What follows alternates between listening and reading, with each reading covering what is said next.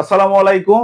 HSC 26 এবং 27 ব্যাচের শিক্ষার্থীবৃন্দ, বুট কোর্স সলভ সিরিজে তোমাদের সবাইকে স্বাগত জানাচ্ছি। আশা করি তোমরা সবাই অনেক অনেক ভালো আছো। আজকে আমরা রাইট ফর্ম অফ ভার্বের ঢাকা বুট 2024 এর প্রশ্নটি সমাধান করব। এমন ভাবে সমাধান করব, একদম বেসিক আলোচনা তোমাদের সাথে করব এবং যে রুলস গুলো লাগে সেই রুলস গুলো নিয়েও তোমাদের সাথে ডিসকাস করব, যাতে পরবর্তীতে তোমরা কোনো একটা বুট কোশ্চেন সলভ করতে গিয়ে তোমরা অ্যাপ্লাই করতে পারো। কিভাবে তোমরা বুট কোশ্চেন সলভ করবে এই স্ট্র্যাটেজি গুলো আমি তোমাদেরকে শিখিয়ে দিব। চলো শুরু করি। প্রথমে আসো, দেখো কি বলছে। প্রথমে খেয়াল করো, রিড দ্য টেক্সট মানে কি, টেক্সটটা পড়ো, and fill in the gaps মানে এই যে গ্যাপস গুলো আছে, খালি ঘর গুলো আছে, এগুলো তোমরা পূরণ করো with the correct form of verb মানে কি, ভার্বের সঠিক গঠন দিয়ে বা ভার্বের সঠিক রূপ দিয়ে, as per subject and context মানে এই যে কনটেক্সট বলতে এই পুরো প্যাসেজটা এটার অনুসারে অথবা সাবজেক্টের অনুসারে তোমাকে সঠিক ভার্ব বসাতে হবে। প্রথমে আসো, শুরু করি। দেখে ওয়ান্স আপন আ টাইম মানে একদা এক সময়ে। এই জিনিসটা তোমাদের একটু খেয়াল করতে হবে। যদি রাইট ফর্ম অফ ভার্বের কোন একটা প্যাসেজ যদি অতীতের ঘটনা দিয়ে শুরু হয় শুরুতে, তাহলে তোমরা এটা ধরে নিবে এর যতগুলো আছে সবগুলা পাস্ট টেন্সে হবে। অধিকাংশ সবগুলাই কি হবে, পাস্ট টেন্সে হবে। কয়েকটা অন্য কোনো টেন্সে হতে পারে। এটাও যদি না ধরতে পারো, তোমরা দেখবা যদি আসলে অতীতের হয় তাহলে মাঝে কিছু কি থাকবে, পাস্ট টেন্স থাকবে। যেমন দেখো এই যে এখানে ওয়াজ আছে, তাহলে এটা দেখে আমরা বুঝতেছি কি এটা পাস্ট টেন্সের হবে।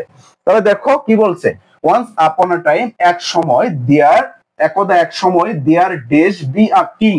একটু খেয়াল করো, তোমাদেরকে আমি বলছিলাম যে হিয়ার এবং দিয়ার কখনো কি হয় না, সাবজেক্ট হিসেবে কাজ করে না। এদের পর কি বসে বলতো, ভার্ব বসে, তারপরে কি বসে, সাবজেক্ট বসে। তাহলে দেখো তো এখানে এটা হলো ভার্ব বি এবং কি দিয়ার, তারপর এই যে আ কিং এটা হলো সাবজেক্ট। এখানে সাবজেক্টটা কি বলতো, সিঙ্গুলার সাবজেক্ট। এখানে সাবজেক্টটা কি বলতো, সিঙ্গুলার। তাহলে বি বলতে আমরা কি বুঝি, am is are was were. আমরা এখানে তো এম ইজ আর বসে প্রেজেন্ট টেন্সে, বাট পাস্ট টেন্সে কি বসে, ওয়াজ এবং ওয়্যার বসে। ওয়াজ এবং কি বসে বলতো, ওয়্যার বসে। আর এখানে সাবজেক্ট কিং সিঙ্গুলার, যেহেতু সিঙ্গুলার সেহেতু এখানে কি হবে, ওয়াজ হবে, ওয়্যার হবে না। তাহলে এখানে আমরা কি দিব, ওয়াজ দিয়ে দিব। তাহলে কি, there was a king who was very fond of. এইদিকে খেয়াল করো, ফন্ড অফ ফন্ড অফ হলো একটা অ্যাপ্রোপ্রিয়েট প্রিপোজিশন। একটা কি বলতো, অ্যাপ্রোপ্রিয়েট প্রিপোজিশন। এপি মানে আমি এপি দ্বারা বুঝাই অ্যাপ্রোপ্রিয়েট প্রিপোজিশন। ফন্ড অফ অর্থ আসক্ত বা আসক্তি, ঠিক আছে, আসক্ত বা আসক্তি। ড্যাশ নো, আর এই প্রিপোজিশন মানে সে খুব আসক্ত ছিল কি, জানতে। মানে দেখো, নো জানতে his future from the astrologer মানে জ্যোতিষীদের কাছ থেকে তার ভবিষ্যৎ জানতে সে কি ছিল, মানে খুবই আসক্তি ছিল তার, বা একটা অভ্যস্ত ছিল, এরকম একটা বিষয়।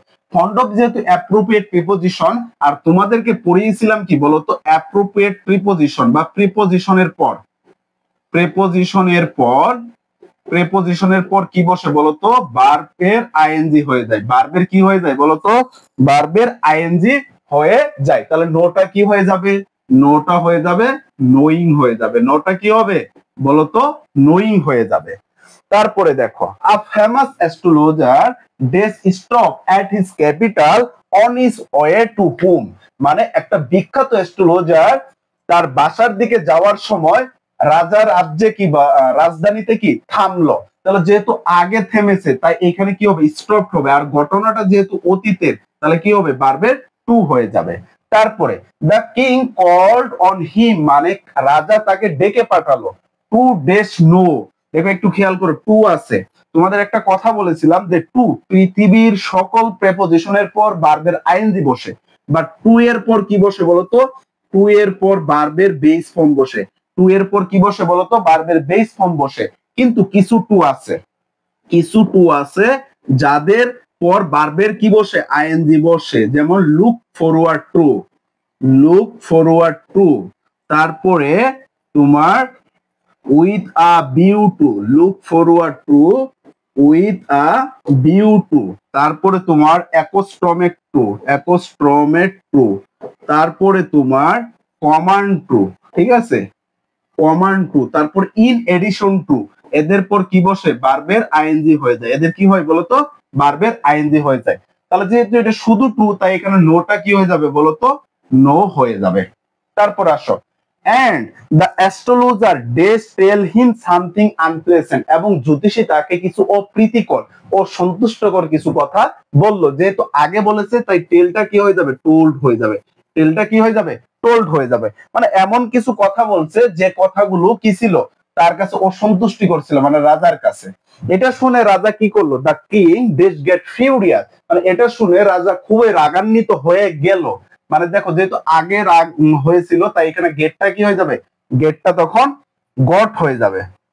গেটটা তখন কি হবে বলতো? গেটটা তখন গট হবে। গেটটা তখন কি হয়ে যাবে? গট হয়ে যাবে। ঠিক আছে, মানে পাস্ট টেন্সে হবে। এন্ড দেশ কন্ডেম হিম টু ডেথ, মানে তাকে মৃত্যুদণ্ড দিল।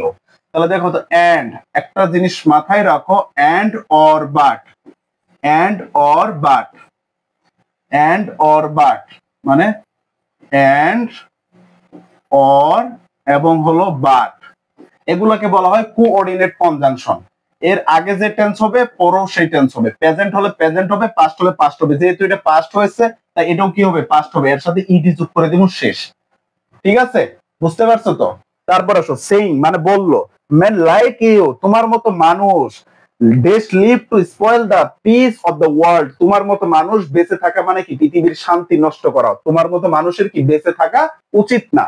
ঠিক আছে, তাহলে শুড নট লিভ হবে এখানে। শুড নট লিভ মানে তোমার মতো মানুষ বেঁচে থাকা উচিত না পৃথিবীর শান্তি নষ্ট করার জন্য। বাট কিন্তু অ্যানাদার থট ডেস ক্রস হিজ মাইন্ড বিফোর, এই দেখো বিফোর পাইছি, তোমাদের একটা নিয়ম পড়াইছিলাম। দেখো বিফোর, বিফোর মানে কি বলতো? বিফোর অর্থ আগে, তাহলে আগে কি হবে? হ্যাড প্লাস ভার্বের থ্রি হবে। হ্যাড প্লাস ভার্বের থ্রি হবে। আর আফটার অর্থ কি? আফটার অর্থ পরে, তাহলে পরেই কি হবে? হ্যাড প্লাস ভার্বের থ্রি হবে। হ্যাড প্লাস ভার্বের থ্রি হবে। তাহলে বাকি যেখানে আছে সেখানে ভার্বের টু, তাহলে কি হবে? ভার্বের টু। তাহলে এখানে কি দেখো তো, বিফোর, তাহলে আগে হ্যাড প্লাস ভার্বের থ্রি হবে, তাহলে আমরা হ্যাড দিয়ে দিলাম আর কস্টটাকে ভার্বের থ্রি করে দিলাম, অর্থাৎ ইডি যোগ করে দিলাম, কস্ট। তারপর দ্য অ্যাস্ট্রোলজার, এখানে স্যান্ডটা তখন কি হয়ে যাবে? স্যান্ড হয়ে যাবে। ঠিক আছে, মানে পাস্ট টেন্সে হয়ে যাবে। তারপর দেখো, how long will you does live, মানে তুমি কতদিন বাঁচতে চাও? রাজা তাকে জিজ্ঞাসা করলো। দেখো তো, হাউ লং দ্বারা যদি হাউ লং দেখো তখন সরি, হাউ লং যদি দেখো, হাউ লং যদি থাকে সেটা কি হয় বলতো? ফিউচার টেন্স হয়। হাউ লং যদি থাকে সেটা ফিউচার টেন্স হয়। তাহলে দেখো তো, এখানে কি how long future tense, will আছে, তাহলে উইলের পর কি ভার্বের বেস ফর্ম হবে? লিভটা তখন কি হয়ে যাবে? লিভই হয়ে যাবে।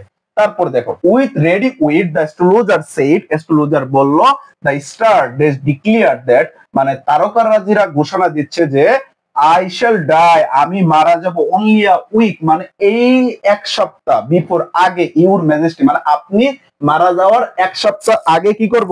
আমি মারা যাব। তাহলে যখন কোনো একটা কথা বা কোনো একটা উক্তি যখন কোটেশনের মাঝে থাকে তখন সেটাকে প্রেজেন্ট টেন্সে লিখতে হয়। তাহলে এখানে ডিক্লেয়ারটা ডিক্লেয়ারই থেকে যাবে। কি হবে? ডিক্লেয়ারই থেকে যাবে। তারপর আসো, সো গুড বাই। দেখো, ডেস হিয়ার, দে শেয়ার দিস মানে এটি শুনে the king turn fell like a dead man, একটা কি হলো? মৃত মানুষের মতো তার অবস্থা হয়ে গেল। যদি কোন সেন্টেন্সের শুরুতেই দেখো ভার্ব দেওয়া শুরু আছে, তখন সেটাকে ভার্বের আইএনজি করে দিবা। কি করে দিবা?